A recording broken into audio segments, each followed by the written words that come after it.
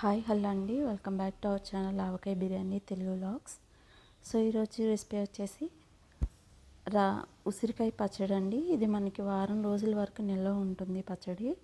So మనకి ఈ సీజన్లో ఎక్కువగా దొరికే ఉసిరికాయలతో మన పచ్చడి రైస్లో చాలా బాగుంటుందండి.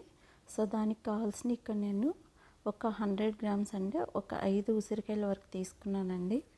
వాటికి కొంచెం ఘాటుల్లో పెట్టుకొని ఒక 1 స్పూన్ ఆయిల్ వేసి మనం ఫ్రై చేసుకోవాలి.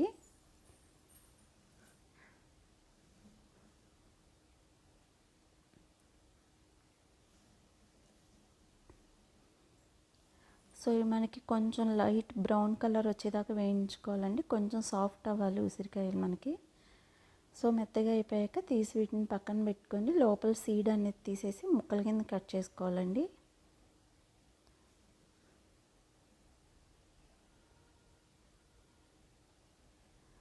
సో వీటిని చల్లారాక ముక్కల్లా కట్ చేసి పక్కన పెట్టుకోవాలి.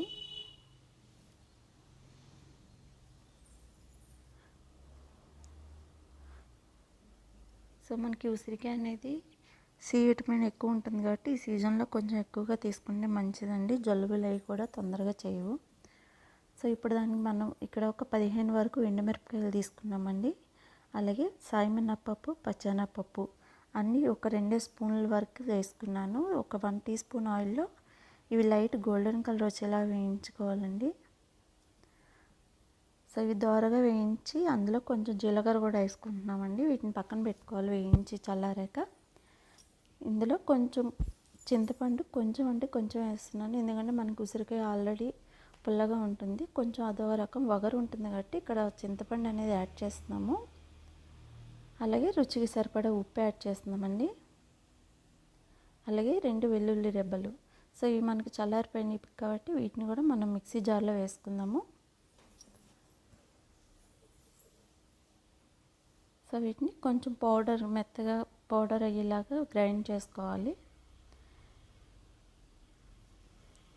అలాగే ఇందాక మనం చల్లారబెట్టి కట్ చేసుకున్న ఉసిరికాయ ముక్కలను కూడా ఇందులో వేసి కొంచెం వాటర్ యాడ్ చేసుకోవచ్చండి.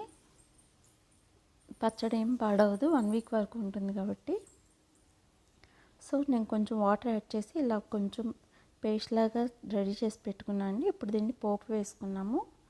సో వెరీ ఈజీగా మనం ఈ రెసిపీ అనేది చేసుకోవచ్చండి. మీకు ఈ రెసిపీ నచ్చితే please like, share and subscribe avakaya biryani Telugu vlogs అండి.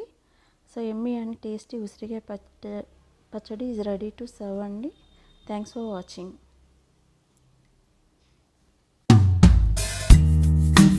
Deep in the shadows, I know it's hard to put one foot in front of the other. So far as the echo